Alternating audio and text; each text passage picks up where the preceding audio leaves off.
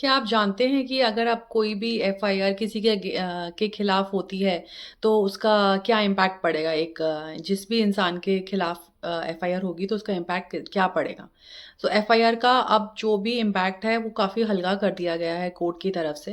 पहले ये होता था कि कोई भी किसी के भी अगेंस्ट अगर एफआईआर करता था, लोगों को जल्दी अरेस्ट कर लिया जाता था और बिना सोचे समझे, बिना जाने उनको लॉकअप में डाल दिया जाता था। ऐसे काफ़ी केसेस हुए थे डिवोर्स के भी, जिसमें लड़कियों ने एलिगेशंस लगाए इन लॉज पे, हस्बैंड पे, और पूरी की पूरी फैमिलियों को उठा के अरेस्ट करके लॉकअप में डाल दिया जाता था। पर ऐसे फिर काफ़ी सारे सामने मामले आए जिसमें लगा कि लड़के निर्दोष थे और उनको झूठे केसों में फंसाया गया है अलॉन्ग विद देयर फैमिलीज। मतलब फैमिली का कोई कसूर नहीं था पर फिर भी उनको काफ़ी चीज़ें भुगतनी पड़ी।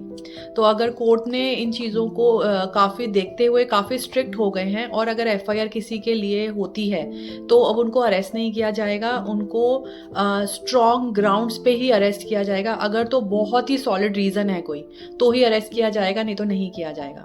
अगर मैं बात करूं कोई डिवोर्स केस की, और अगर कोई भी क्रिमिनल केस होता है डिवोर्स केस में, अगर वाइफ के खिलाफ हस्बैंड कुछ करता है ऐसा और उसके खिलाफ अगर एफआईआर होती है, तो ऐसे में क्या होगा उसके लिए? ऐसे में ना तो वो अरेस्ट होगा और ना ही उसके खिलाफ कोई एक्शन लिया जाएगा। बट एफआईआर का मतलब है फर्स्ट इंफॉर्मेशन रिपोर्ट। तो वो सामने उसके जो नाम है वो क्लीन चिट नहीं रहेगा हस्बैंड का।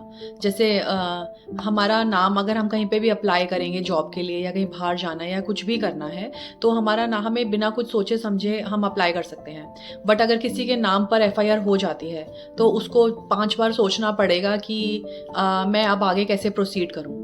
तो मेरा आप लोगों से सबसे अनुरोध है कि अगर आप ऐसा किसी भी केस में हैं और अगर डिवोर्स भी ले रहे हैं या कोई और भी प्रॉब्लम्स में आप फंसे हुए हैं, तो प्लीज़ अपने नेम के ऊपर एफआईआर ना लें और अपने लिए प्रॉब्लम्स क्रिएट ना करें। क्योंकि मेरे ख्याल से हर चीज़ के लिए क्लीन चिट होना आपके नाम को बहुत ज़रूरी दर्शाता है, और इसी के थ्रू ही आप एक अच्छी इज्जत भरी ज़िंदगी जी सकते हैं।